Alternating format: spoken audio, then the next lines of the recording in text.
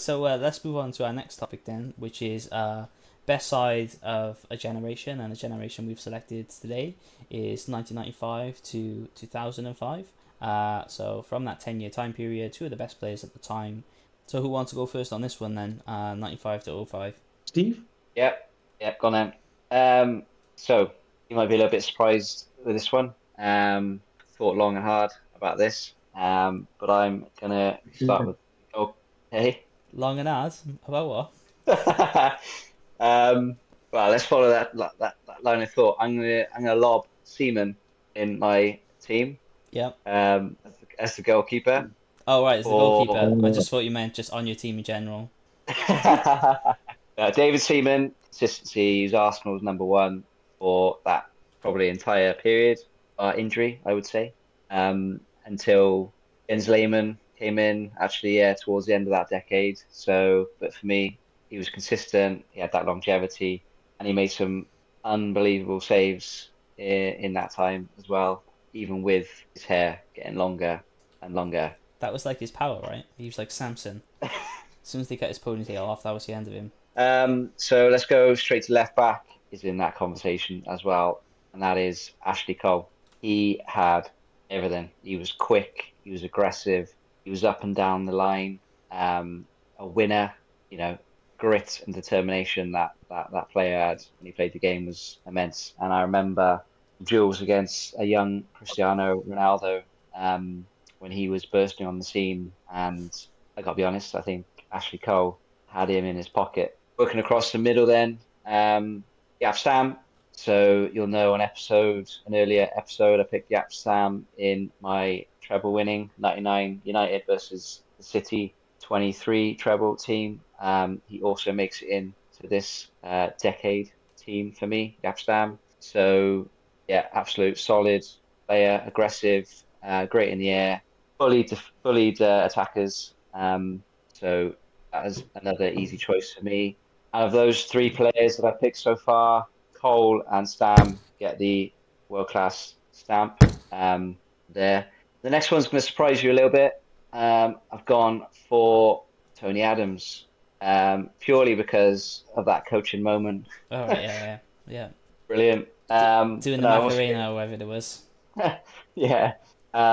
But the guy had a statue and has got a statue rather outside the Emirates. What a captain Everyone's got a for statue, right?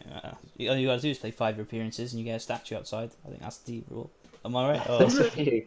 There's a few statues up there of some legends. Bergkamp, Henry, and Adams is another. Great captain for the club. Just had his troubles. Came back from that. Was made an even better player when Arsene Wenger came in that early period in that decade. another man with And a statue just outside, right? Arsene Wenger.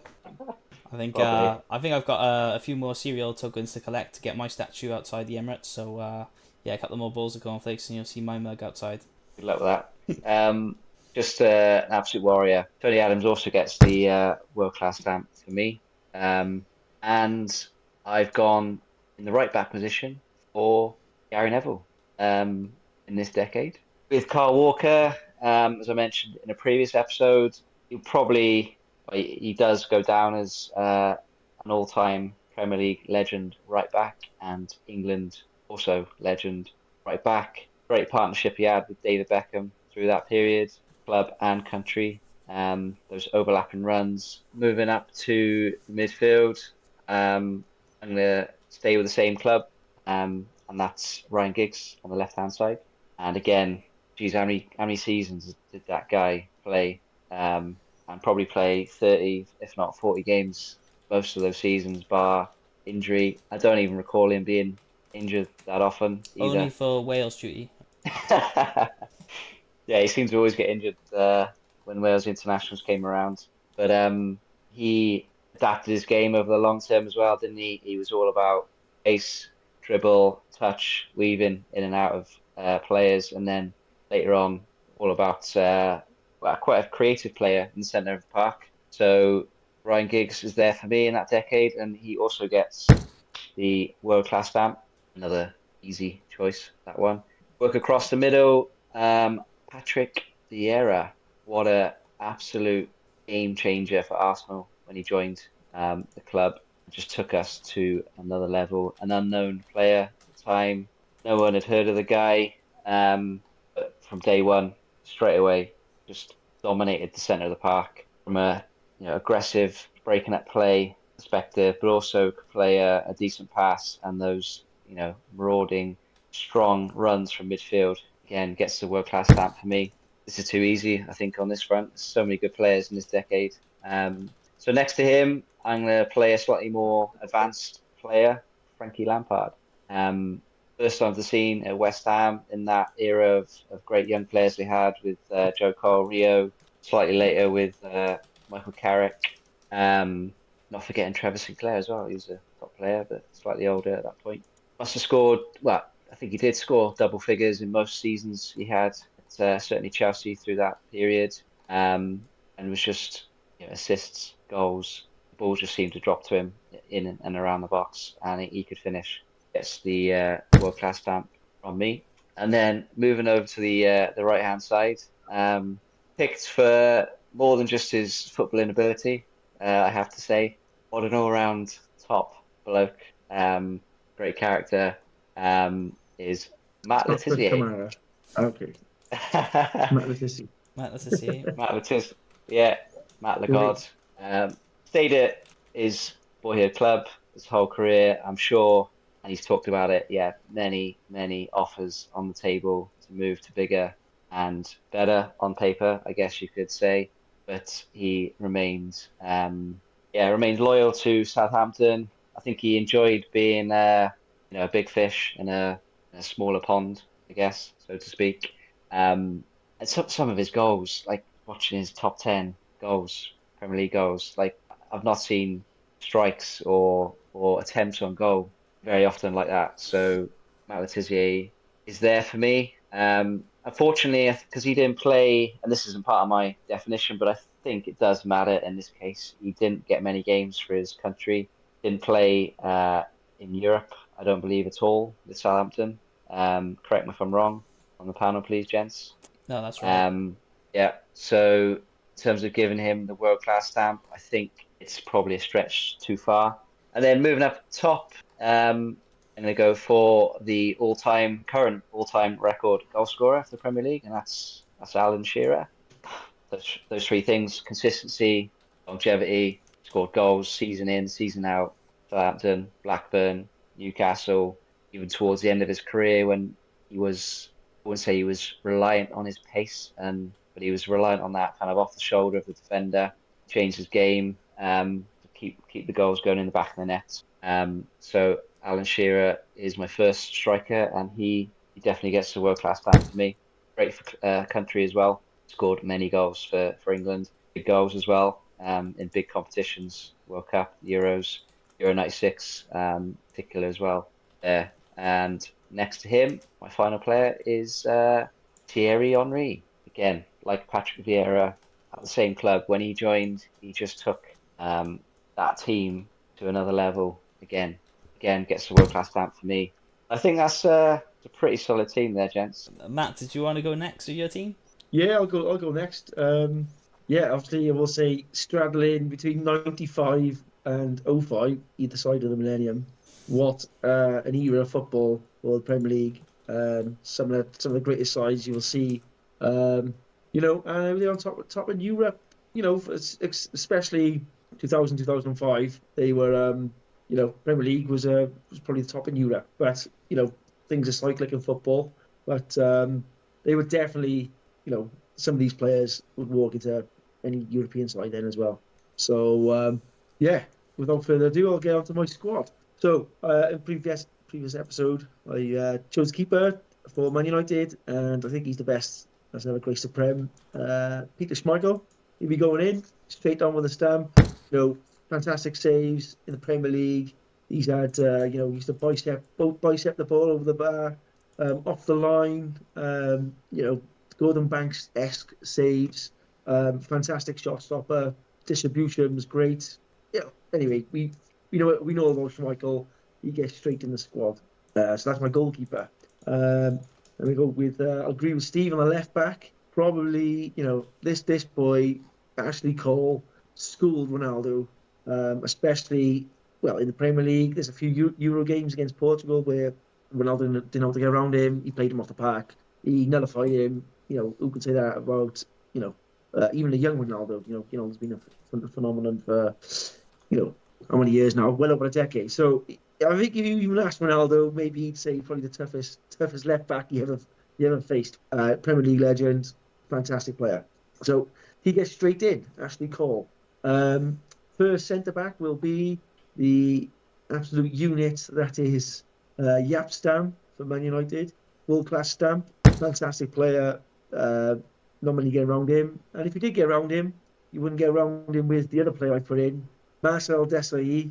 You might as well have stuck two tanks on the back line because they were units of men who could play football and won trophies and were just phenomenal. Desailly won the World Cup and the Euros during his time at Chelsea over this period. Marcel Desailly, 100% world class stamp, straight in. So we go to the back three, and then it comes to right back. And that's where the Premier League has got a stumbling block in this era. I could not pick one right back in 10 years who merits, for me, the world-class stamp. We've got a few players there, as mentioned before. Kyle Walker, great player. Speed, 99%, 100%.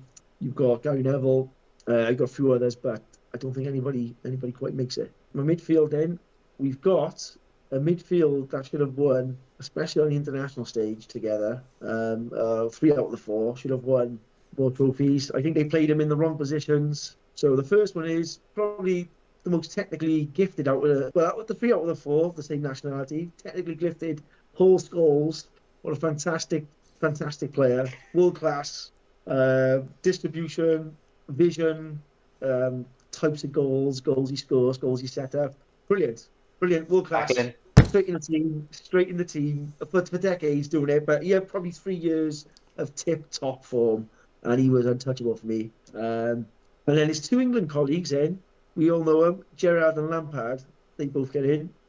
Goal machines, could grab the games with a scruff of the necks. I know this is probably Lampard gets in. It was only the start of his career, really. 2004, 2005 with Chelsea. He played for West Ham before that.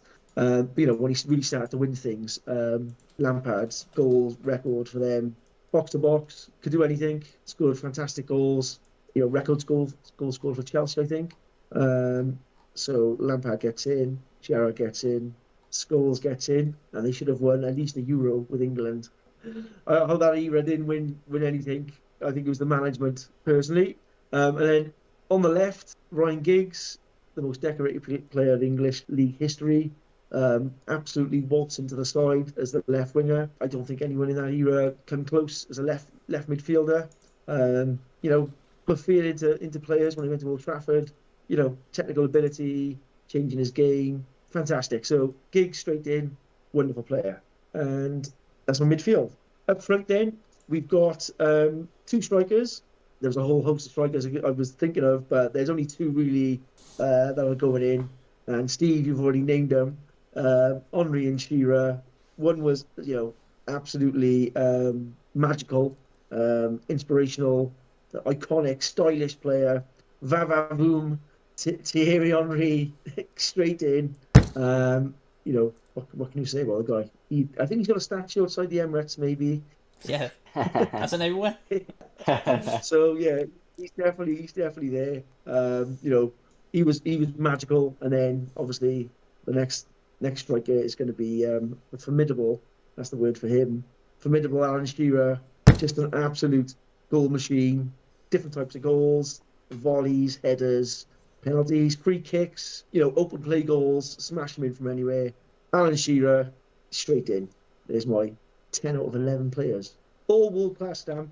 And there's a long history of football there over a decade. But they're top of the crop. So world class. Okay. Okay. Thanks, Matt. Any comments on Matt's team there, Steve? Or are you pretty happy with that? Yeah, that midfield, Scholes, Gerrard, Lampard, didn't play that well together, did they? For England, I don't think. He said they should have won something. I agree, they should have won something on paper, but I don't know. Really though, when you got the likes of France how strong they were between 98 and Yeah, 2002. yeah, Was great teams. Yeah, there was a lot of although England was one of the better sides, I think there was probably 3 or 4 teams better than them at that time. Probably yeah. I reason why think they for never won me, it. yeah, for me, I think that the dynamic just didn't work, did it? I think you need to drop one of those three, put Scholes in the middle. I'd drop Gerrard to be honest, and I play Lampard and Scholes. I think that would have been a stronger two. I think that would have Put gelled. Gerrard, put Gerrard Yeah, take off. him out. Yeah, take him out. Take Shocking. Gerrard off. It's absolutely Yeah, yeah. shocking. Okay. No, I would say drop Gerrard to defensive midfielder, which I don't think they ever did, and leave Lampard up front. Sorry, Lampard in the centre, goals just behind the strikers. However, I wasn't Sven-Goran Eriksson or whichever manager at the time, so they didn't do that. And it didn't gel, but it so should have. But if you feel like hooking Gerrard, Steve, I mean, maybe that would have worked. You never know. But Yeah, yeah. Joe Cole in that era, didn't you? You had Beckham. You had so many midfielders who could. I just Yeah. think would have improved the balance of that. yeah, yeah. Um. Anton's not happy about that. No, not See, happy Armstrong did. with half of your stuff that you just called out there, but we'll dig into. Now is the perfect time to dig into it, right? So my team. So in goal, number 1, Peter Schmeichel. Support, Anton. Who do you support? My team shall remain anonymous. I support Okay. football. I support football. Same here.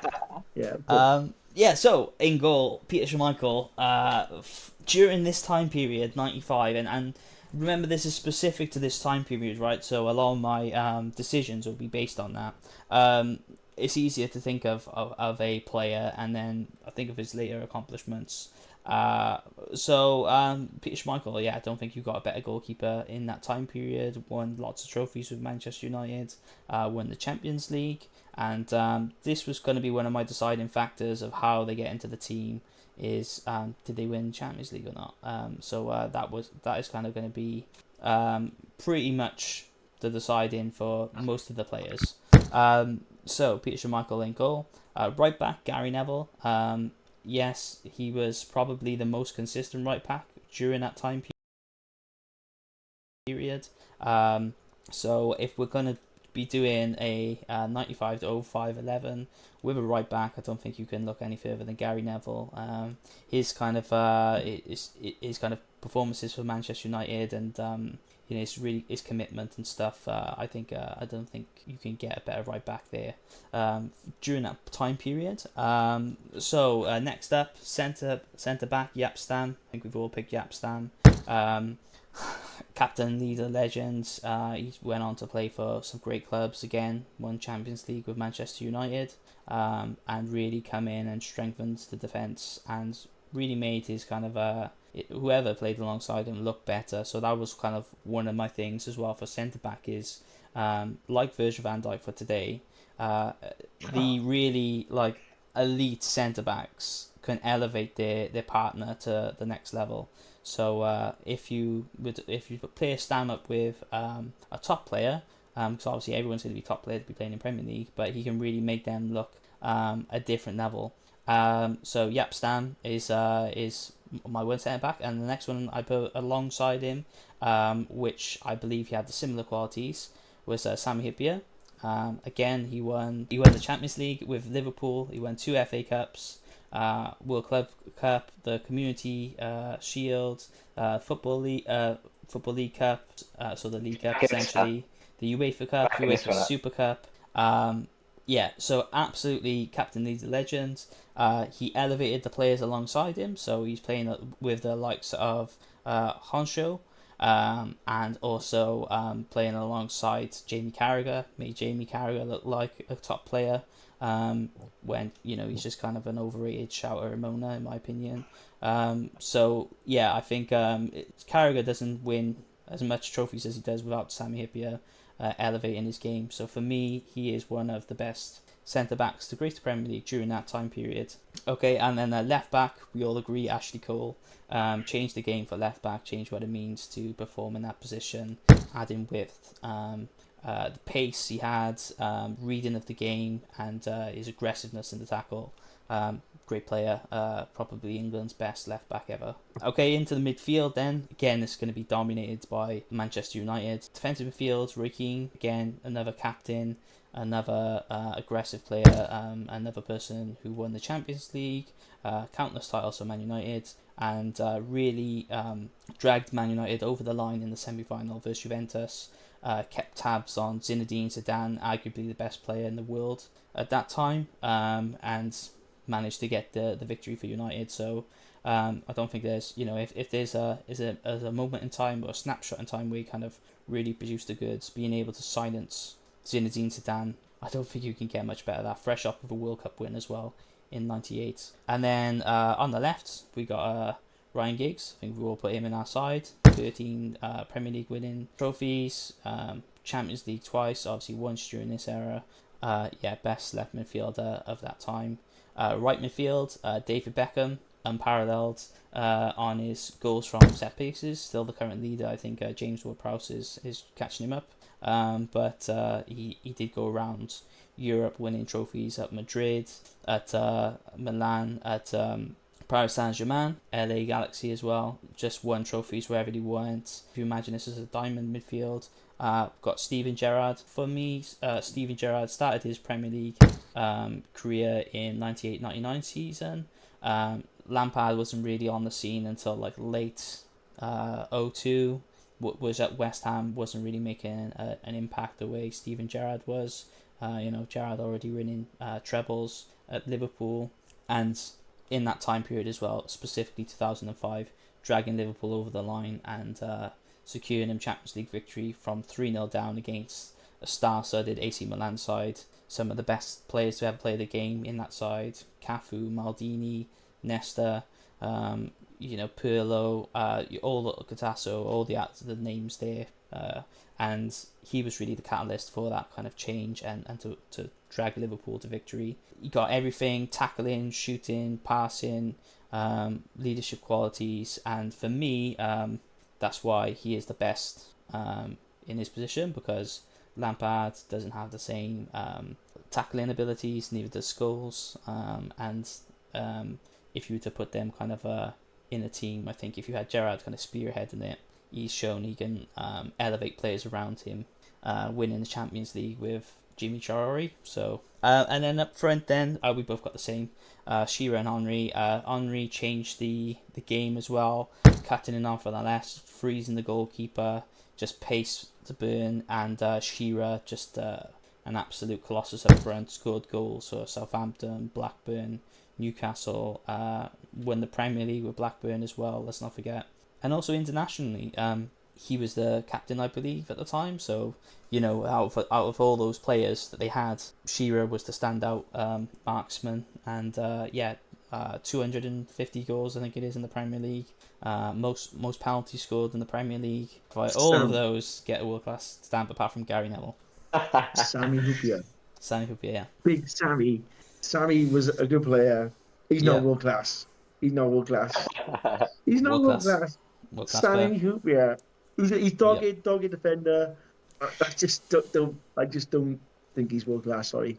And also Roy Keane. I don't think Keane's world class.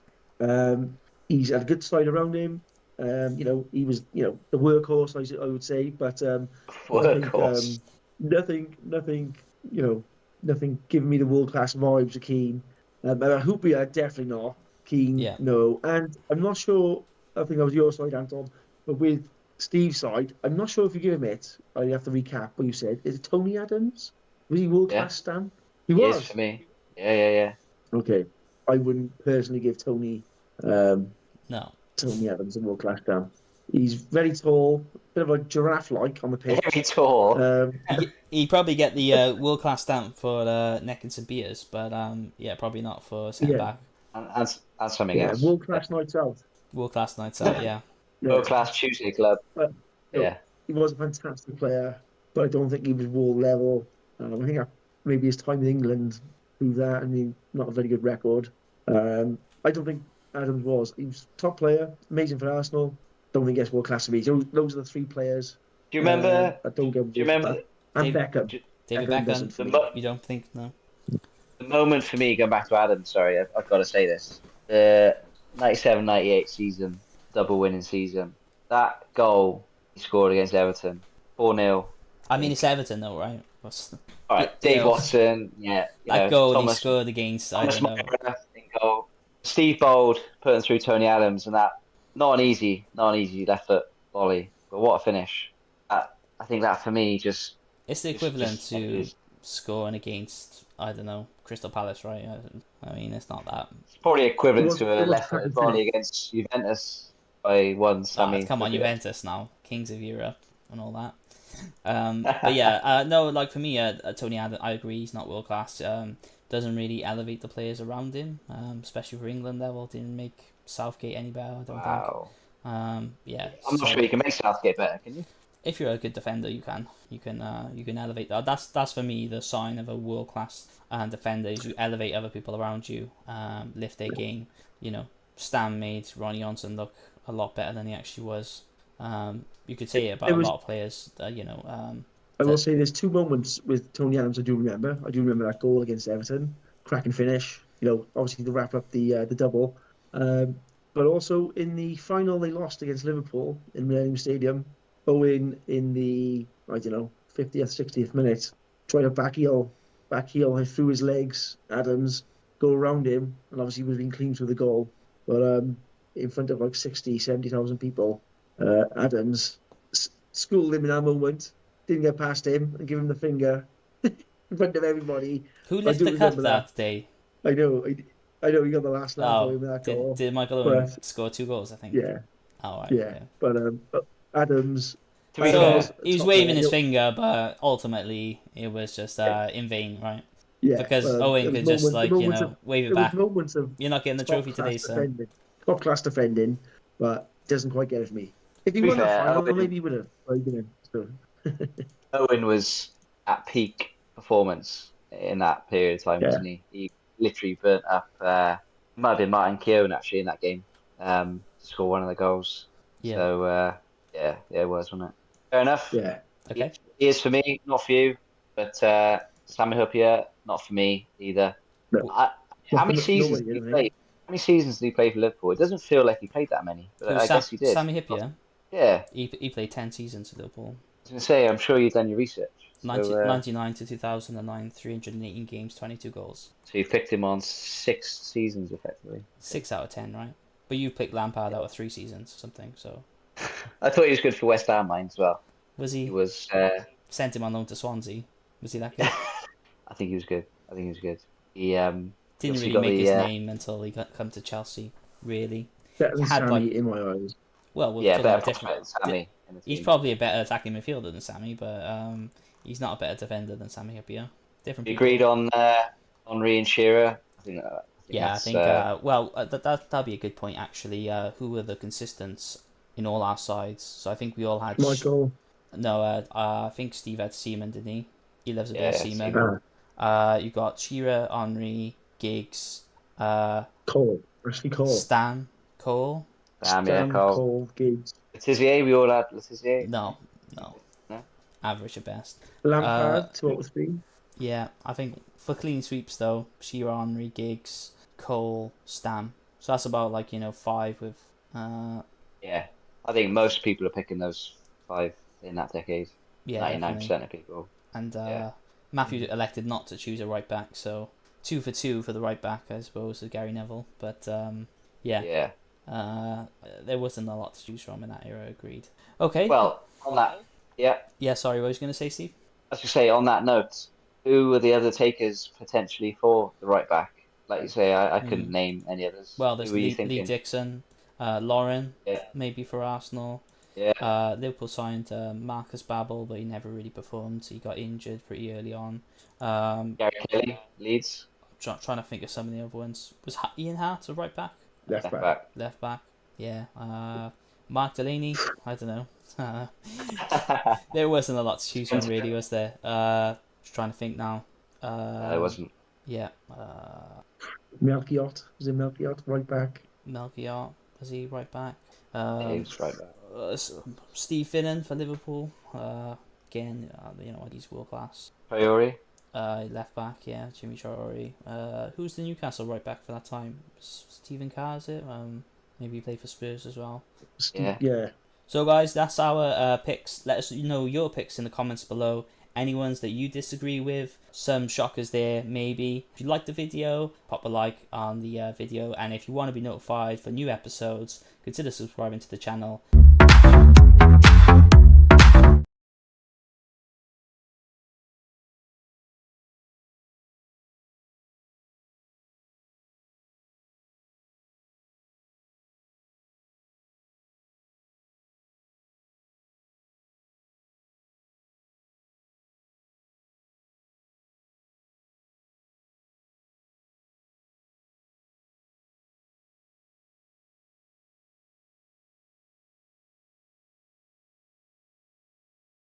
So that's it for this, guys, and we'll join you next time.